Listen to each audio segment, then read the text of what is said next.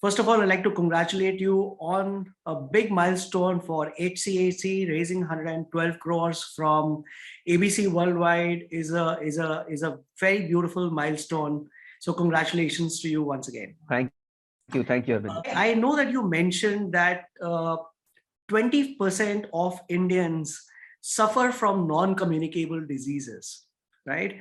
But this contributes to almost like 60% of deaths in the country. What is it that you are intending to do about this? Thank you for the question, Harbinder. It is very important for people to understand actually that the country has moved from an infectious disease death scenario to a non-communicable diseases death scenario.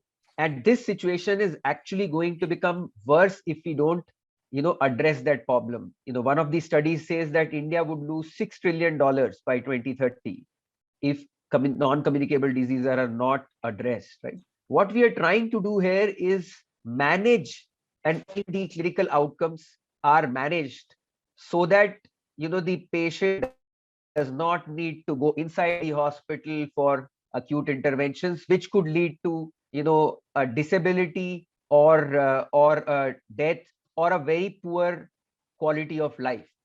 This we would do by investing a lot in the technology itself, and on top of it having people, very trained people and processes, so that we are able to support the doctors of the patients to be able to manage a larger number of patients. How do we do it? We currently work a lot with the pharma companies, because they invest a lot in patient management and education and training, screening, etc., so that we are able to improve the outcomes for the patients. That's what we are primarily trying to do: increase the number of people who are getting screened, so that more and more people get to know about the disease earlier, so they get diagnosed earlier in the game, and once diagnosed, they remain, they are managed on the therapy so that they don't need to have an acute intervention and their quality of life is managed.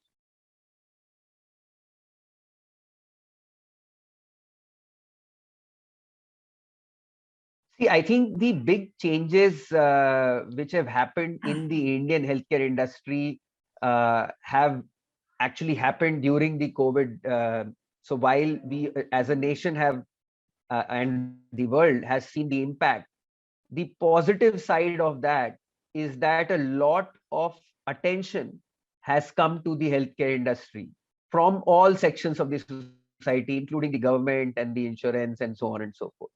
So I think one of the big changes which are happening from a consumer behavior point of view is they realizing that hospitals are not the only solution to all healthcare problems. So for example, during COVID times, we handled about 10 lakh patients for the governments as well as others, largely at home or at some centers which we created to handle these patients. We have all heard about telemedicine improving or gaining rapid pace, teleconsultation gaining rapid pace because of this. And I think this is not going to stop. This will continue to increase penetration, which means all the healthcare system would tend to move towards, in the out of hospital space for things where you don't need to go inside the hospital. The hospitals have a definite space for doing acute intervention, right? Or surgical interventions. But for everything else, you may not go to there, right? And that's a permanent change, in my view, in the way people would behave. So that's a big fundamental change. I think the sizing of the industry is something which has been which has moved from people talking about 100 billion moving to 280 billion, and some other estimates talking about lower numbers of 120, 130 billion. But whatever the size be, we have realized that whether it's 100 billion or 280 billion, there's a huge need to invest, right? in the industry, and there is a huge need to take care of our health infrastructure. And there is a uh, you can only invest so much to create hospitals. You would rather create innovative solutions to increase access, affordability, and still have best in class clinical outcomes. And that should be our focus in the future, in 2022. A lot of this healthcare growth actually depends on the government policies. Yeah.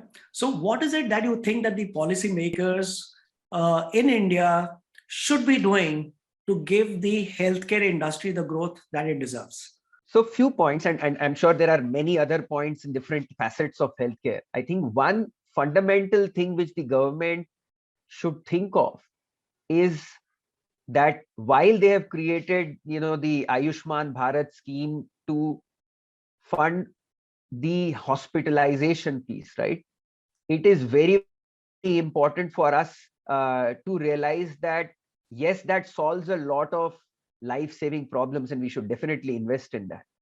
But we need to take now one more step before that, which is saying how do we prevent those situations from happening?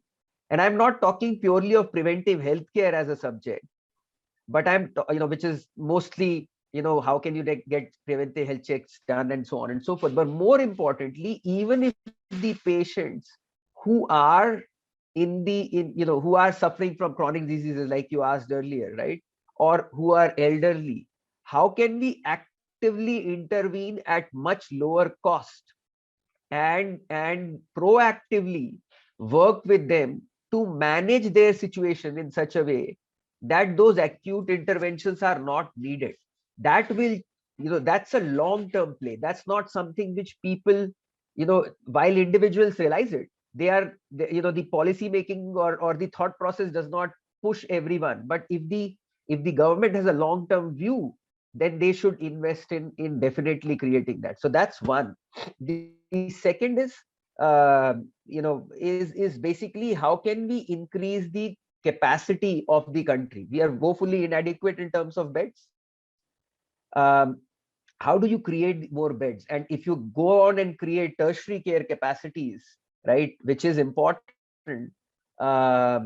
you are basically spending in a large tertiary care hospital 1 crore rupees per bed, right? How can you create infrastructure and drive patient volumes to those kind of infrastructure that will lead to reduction in the length of stay in those hospitals, which means you can increase in the surgical or tertiary care facilities, so that you are able to increase the number of patients served, while they could recover and recoup back in other facilities, which could be adjunct to these facilities. So quoting an example, in the US, for every tertiary care bed there is one transition care center, right, which is a much lower cost delivery model to rehab and recovery. That's something which people, which the government should think about, because all their big hospitals are choked, right? You see AIMS mein line lagi hui hai, and so on and so forth. That's something people should think of. I think the others are more, how can insurance be influenced to fund all these things, because largely it is still hospitalization based funding, and same is the case with the government. How can they put in investment into it? And of course, the GSTs, input credit, etc., are some things if the government can think of, then it becomes very, very useful to identify this as a sector, say it's a healthcare delivery sector, and if you are able to get input credit on GSTs and so on and so forth, then you are able to make it more affordable in the overall scheme of things.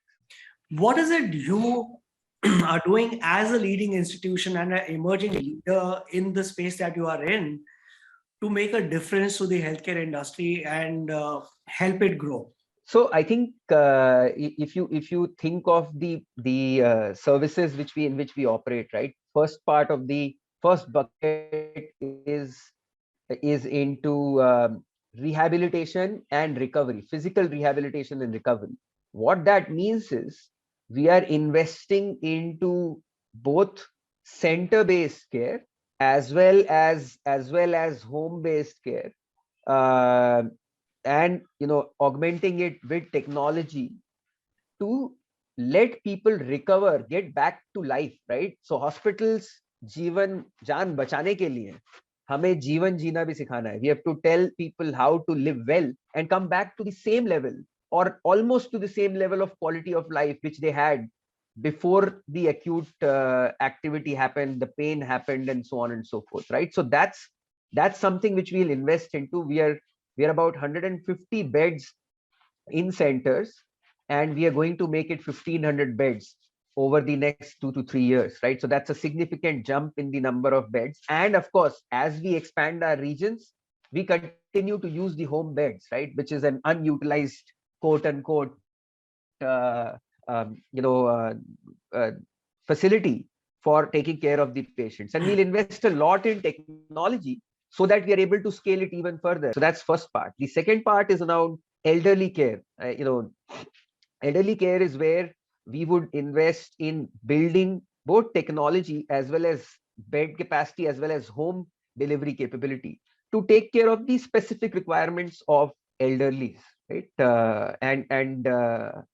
The third piece is something which you have already touched upon, which is on the chronic care side, where again we'll invest in technology, in processes and people, so that we are able to manage more and more patients suffering from chronic diseases.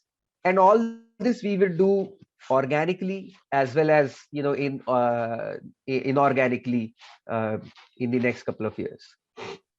Great. I mean, you mentioned that about senior care, about the elderly people, and I believe that about 14% of our population is elderly people, 14 crore people, 14 crore people.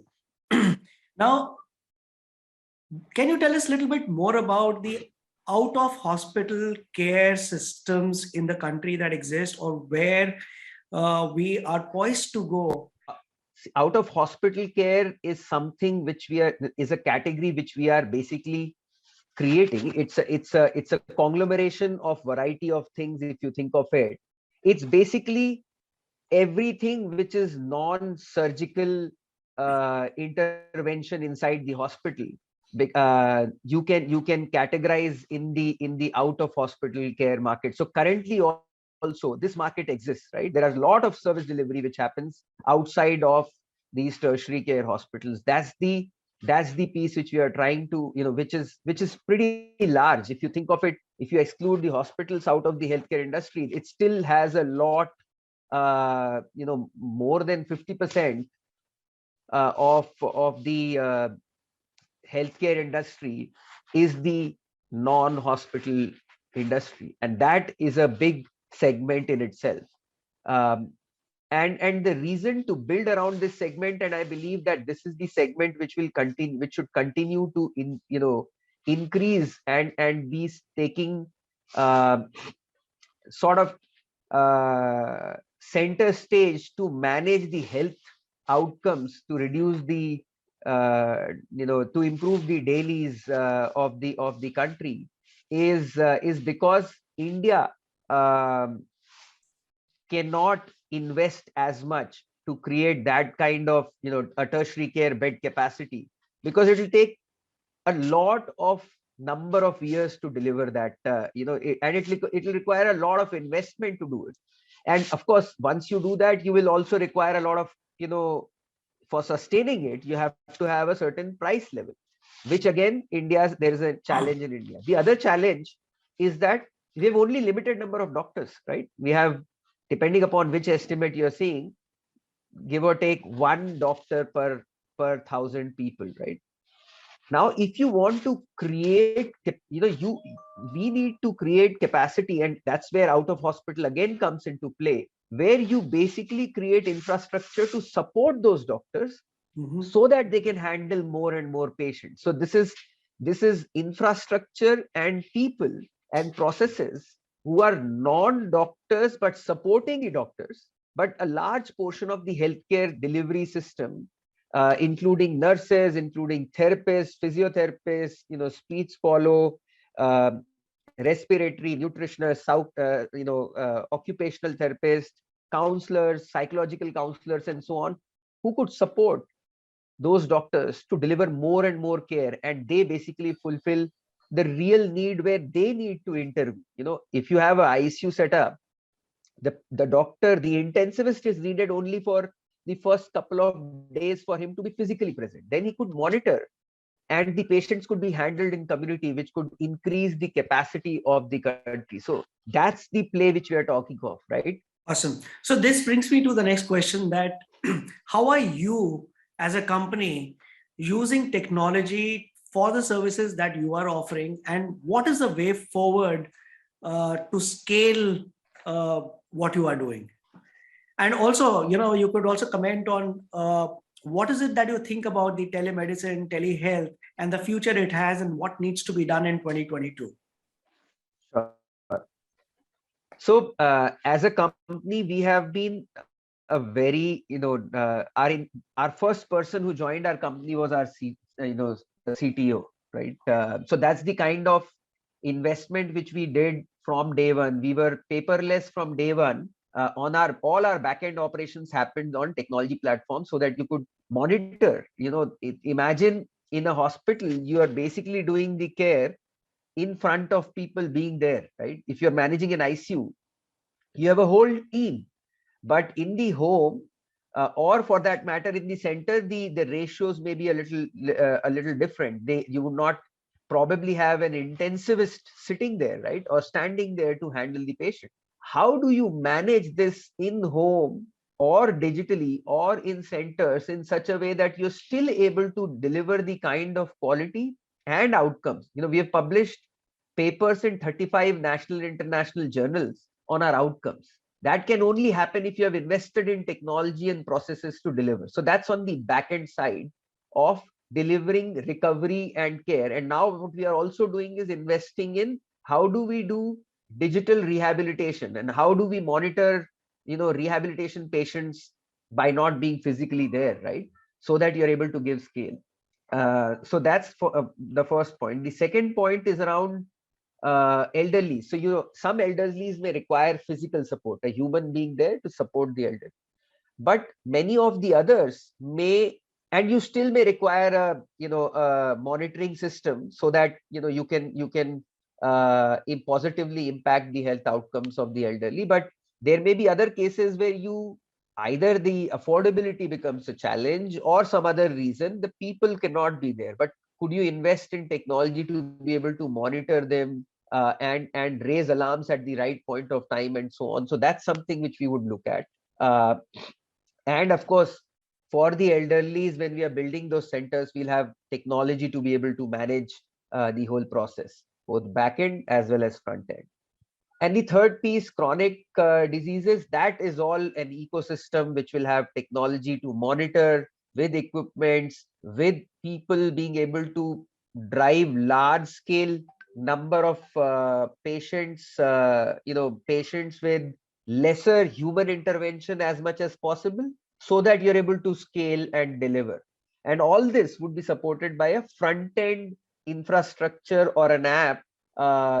Think of the hospital, right? When you are in a hospital, you have a physical foundation which tells you, if pharmacy, go here, equipment, go here, lab, go here, OT here, and you're basically guided through the system.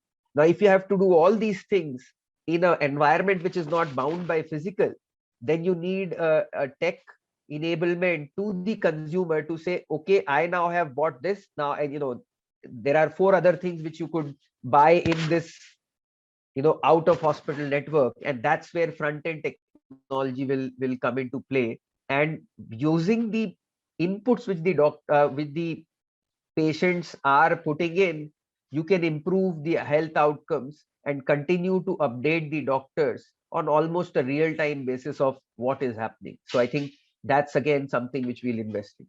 Awesome, Vivek. Thank you so much for speaking to us at Business World and BW Healthcare World.